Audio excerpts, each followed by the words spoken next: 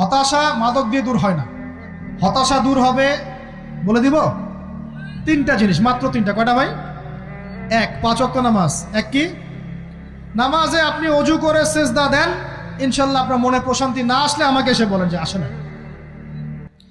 চোখের পানি, মনের আবেগ যা আছে আপনার ভিতরে, কষ্ট, দুঃখ, যন্ত্রণা, সব আল্লাহকে ঢেলে দিবেন ইনশাল্লাহ। নিজের আবেগ ধরে রাখবেন এখানে, আপনি আল্লাহর জন্য ঢেলে দিবেন। মানুষকে আবেগ দেখা কি লাভ? মানুষ আপনার চোখের পানির মর্ম বুঝবে? মানুষ কি মানুষের চোখের পানির মর্ম বুঝে? আপনার পিতা যদি মারা যায়, আমার কাছে এসে দোয়া চান কান্নাকাটি করে, আমি দোয়া করতে পারবো, কিন্তু আমি কিন্তু আপনার ফিলিংসটা বুঝতে পারবো না। আপনার অনুভূতি কে বুঝতে পারবেন?